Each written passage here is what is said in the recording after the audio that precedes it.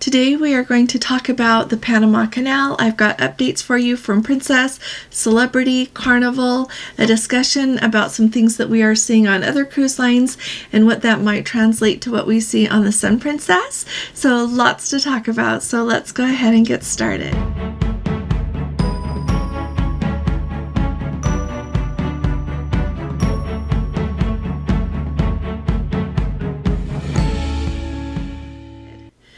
Hi there, this is Allison with Let's Go Travel Tips. Today is Tuesday. It is December 5th of 2023.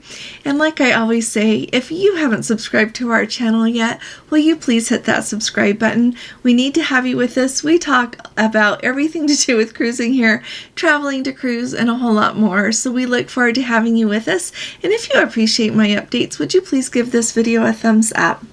Let's start at the top with the Panama Canal. We have all been kind of keeping an eye on the Panama Canal. If you are new around here, the Panama Canal is experiencing a record-breaking drought. The reason that it is such a big deal in that whole region of Panama and the whole area is because of the effect not only that it has on the people who live there, but also on the Panama Canal, which is a really big deal, not only for the cruise industry, but for shipping worldwide, as well as the livelihood of so many people who live there in that region. They are now going to be entering, with the beginning of December, they enter their dry season. So they have not received adequate rainfall to sustain everything that they need in that region. And so as the water levels fall lower and lower, they are having to severely limit the number of ships that they let through. Now, I've read several articles about this. Some of them are saying that they are allowing only 14 ships a day. Some of them are saying 18 ships a day. Either way, that's down 20 or so ships per day than what it usually is. So that's a big deal. They also bid on the space to be able to go through the canal. And what used to be about $170,000 bid, they are having some cruise ships bid $4 million to be able to take a slot to be able to get through the canal. So you have not only cruise ships wanting to go through, but even more importantly, you have got all of the energy like oil, things like that go through. You've got grain.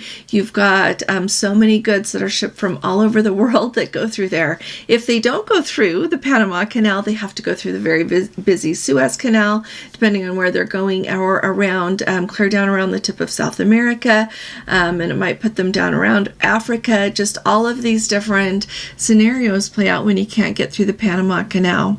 No matter how many articles I look up, I have not seen any of them talking about any problems with cruise ships going through yet.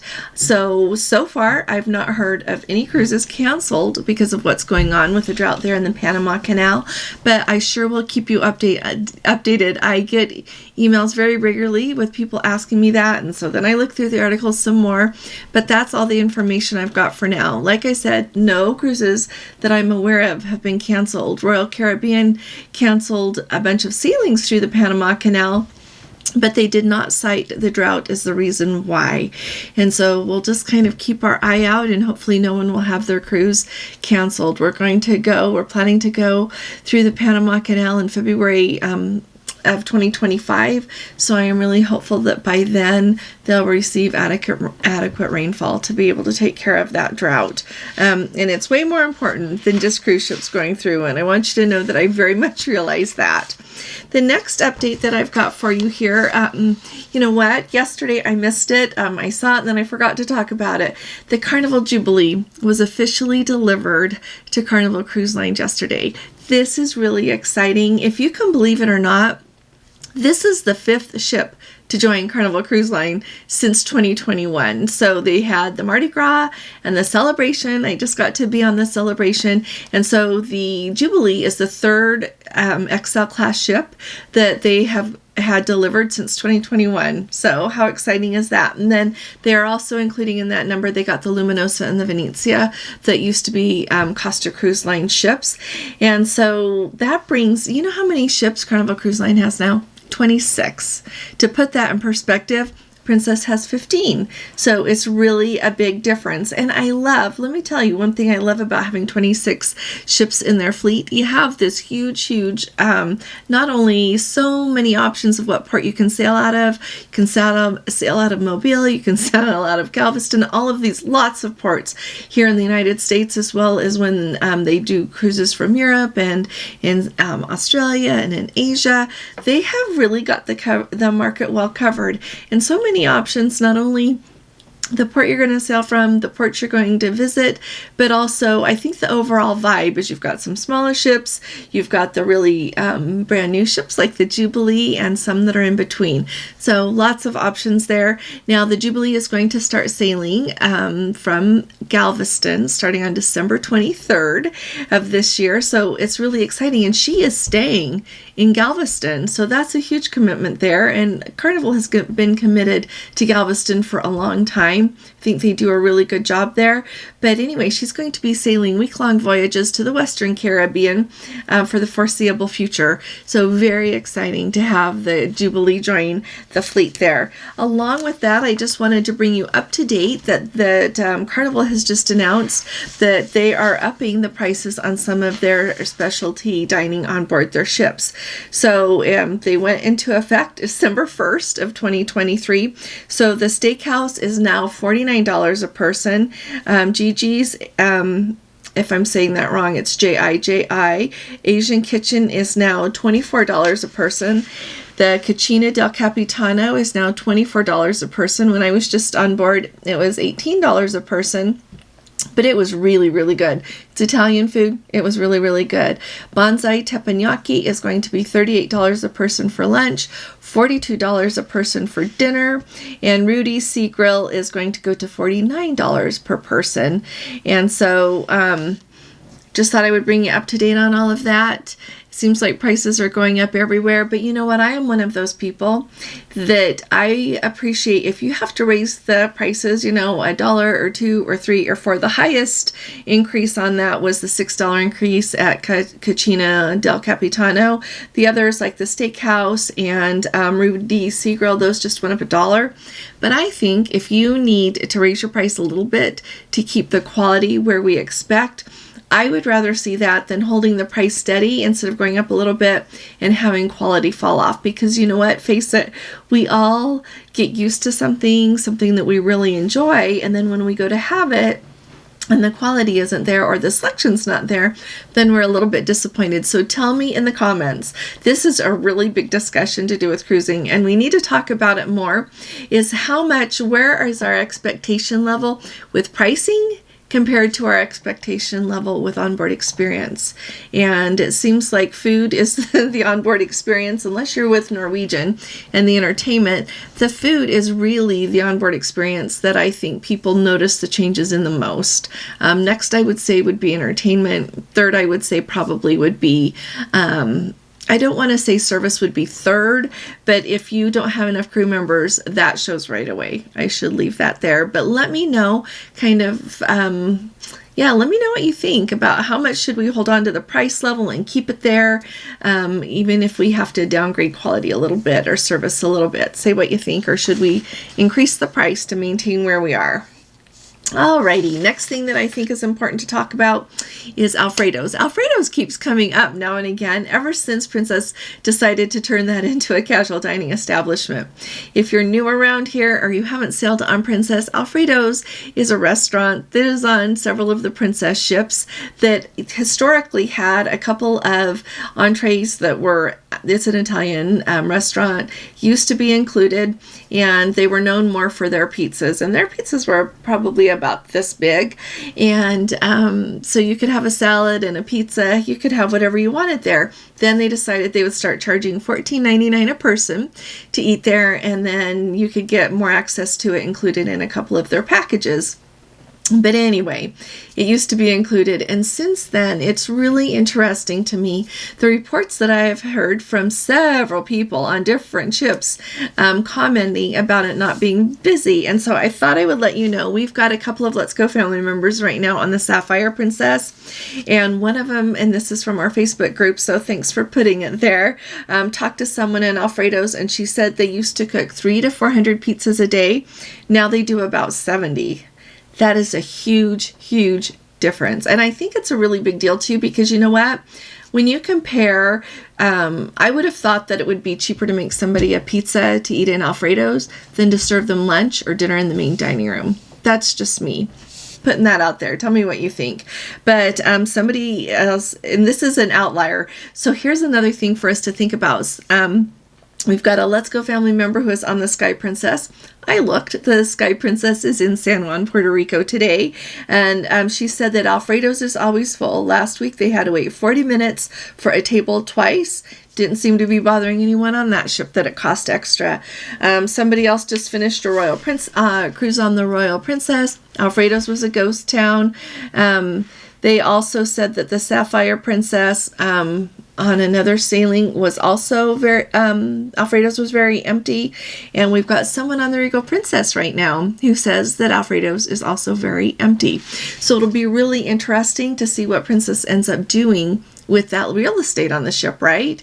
If they don't want to have it be a venue that really feeds a lot of people, it seems like that's very valuable real estate to be taking up space. If you're not making that many people happy with it, you're not earning money on it, like why have it, right? It doesn't seem like they would go back and say, okay, never mind, it's included again. I think that we're probably past that point, so it'll be interesting to see what they do about this in the long run. Another note from Princess is, I just wanted to point out to you, if you are not aware, we are really used to the Diamond Princess being in Asia and sometimes having cruises that go down to Australia, New Zealand, but a lot of the time she sails a lot in Japan. But I wanted to let you know, if you're just looking for somewhere to go, from now through February, she is running a lot of cruises out of Singapore. So you can take 10 to 12 day cruises out of Singapore to Southeast Asia. And so you'll go to ports in Singapore, but also in Malaysia and Vietnam and Thailand. So to me, that's really wonderful. So if I have the time, we would go do that. Right now we don't have the time, and we're having Gordon get better right now. But I just want you to know how exciting that is. You can just get a ticket, fly over, and do some cruises and go see. I looked at the itineraries. They're really good itineraries. So I just wanted to put that on your radar. I think that that would be really wonderful. I looked and saw where she is today. She is almost to Taipei, Taiwan. So lots of options there, and it makes me happy to see more of the cruise line sailing in Asia again. After everything that happened with COVID, it's really nice that they're able to get back to business as usual there. Alrighty, two other things that I think it's really important to talk about. Number one, we're going to talk about, we've got a great report in from the Celebrity Apex, which opens up this thing I want to talk to you about with the Sun Princess. And then also Carnival. I meant to put this earlier, but you know what? Carnival is really pushing the envelope. So let's talk about it. And who would have thought it would be Carnival? Because Carnival's amazing, and the more that I get to know about Carnival Cruise Line, the more I think that they're amazing. At the same time, I would have thought that some other cruise lines would maybe lead out on it. Anyway, so we've got a Let's Go family member there on the Apex, and it sounds like they are having a splendid cruise, so I very much appreciate the updates. I appreciate people letting me know how everything is going. Here is something that really made me think a lot, though. So they, like I said, they're sailing on the Apex, and so they went to the retreat, and they said that it's extremely opulent. Everything is beautiful, luxurious, peaceful, serene, really nice. The Luminae, which is the restaurant that you can only eat in there, and if you're in the retreat, you can invite somebody to eat there. If you have access to the retreat, you can invite someone, but you have to pay for them to eat there. Okay, so Luminae, he said, is open for all 3 meals. They've got snacks and drinks available around the clock. And if you are not familiar with the retreat, it is a separate area that you don't get in if you don't have access to the retreat. And so there's a private pool there. There's beautiful loungers. You've got plenty of crew members to take care of whatever it is that you need. Like if you want to drink, there's no shortage of people to take care of that. So you can stay there the whole time you're on your cruise. If you don't want to, you don't have to go out onto the rest of the ship. Now, I know a lot of people that are in the retreat really enjoy being out on the rest of the ship some, but when they don't want to be in a crowded area and they just want their secluded area, that's a really nice place to be. And the Luminae has a good menu. They're well known to have good food, but sometimes people, of course, enjoy the other specialty dining available there on celebrity ships. My point is that is very much a ship within a ship. We see this with Norwegian. They've got the Haven. There's MSC that has what is MSC? The Yacht Club. So you have this whole thing going on where if people really want to experience something like their own little world there, that's what they do.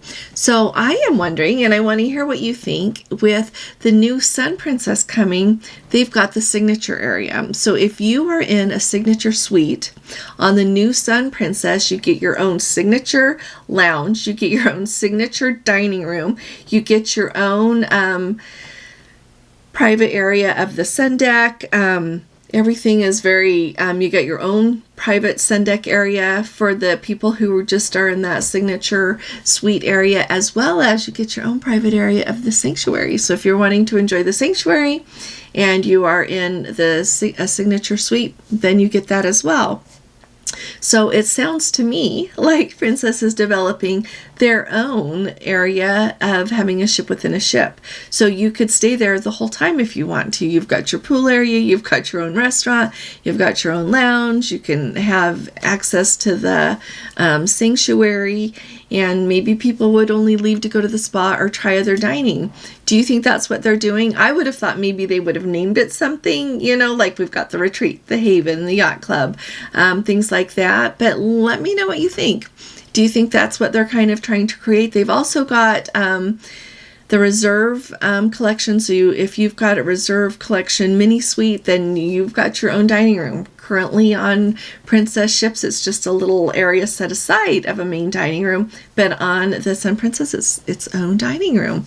So a lot to think about. And then if you're in those premium cabana mini suites, then you've got that lounge area as well that is just exclusive to you. So lots to think about when we think of what's coming. I also wanted to point out that he said this is also about the Luminae.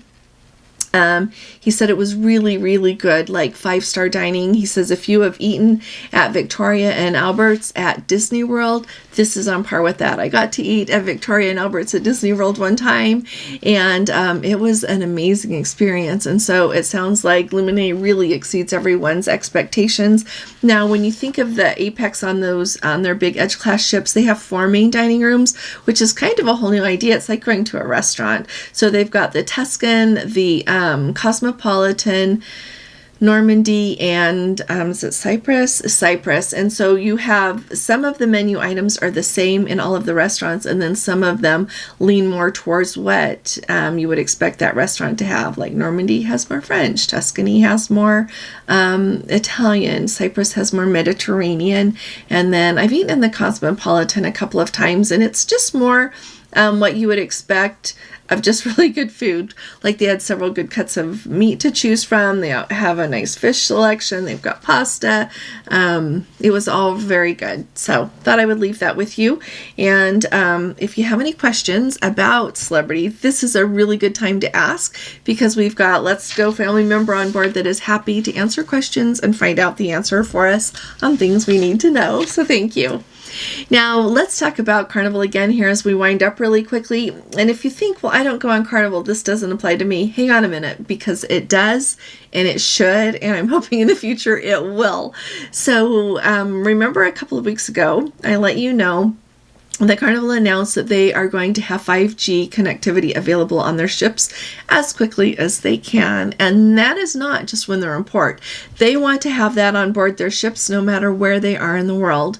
And so it is a really big deal that Carnival Corporation has announced that they are partnering with Neuron. So Neuron is a company that actually uses artificial intelligence as well as their platforms that they have developed to be able to make it so that connectivity and Wi-Fi, all of that together, I'm not a really technical person, works much better and much more quickly. So the reason Carnival Corporation, not Carnival Cruise Line, Carnival Corporation announced this partnership. But the reason that I point out Carnival Cruise Line is because Carnival Cruise Line is clearly the one out of the whole, out of all of the cruise lines that Carnival Corporation holds, that is really, really stepping up with this. 5G, I think, is a really, really big step forward in how well we are connected in this world. And I know that we have the whole range of people who want to be connected all the time and know what's going on all the time, that work no matter where they go, and clear over to the people that just put their phone in the safe and they don't want to hear about anything until they are at the end of their cruise. And I very much respect both and everything in between. I think it's really important that we have the availability, though, just because of where we are in this world, just to know what's going on and to have the option to be as connected as we want to be, as well as unconnected as we want to be. So with this announcement, it is going to make it so that basically you're more well connected in everything that you do. The artificial intelligence is going to do a lot. It says to manage traffic and route applications over the right network at the right time for a higher quality performance of your network. They are going to be able to more quickly identify and solve technical issues. They are going to make it so that they're going to be adopting more emerging technologies to further advance the Wi-Fi on board cruise ships. Just so much to do with this, and it's supposed to really help how Carnival Corporation is able to communicate between their ships and between headquarters a lot, but also their crew members should hopefully be able to connect better. It really sounds like it's a game changer. So I think it'll be really fun to hear how this plays out on all of the different cruise lines that Carnival Corp holds, and of course with enjoying Princess the most probably out of those cruise lines, I'm really excited to see what it will bring to Princess and how that will impact. One thing that really stood out to me is they expect that it will really impact your ability to remain connected even in very remote areas of the world. So it sounds like our world is getting bigger, and all of the places we can go and how we can see things. So thanks so much for being here with me today. If you've got any questions, put it down in the comments. If you are on a cruise ship, I would love to hear how things are going. You can pop it in the comments or send me an email. I read all the comments and I really very much appreciate all of you. So let me know what you think about everything down below. Thank you. I'll be talking to you all again really soon. You all take really good care. God bless you. Love you. Bye-bye.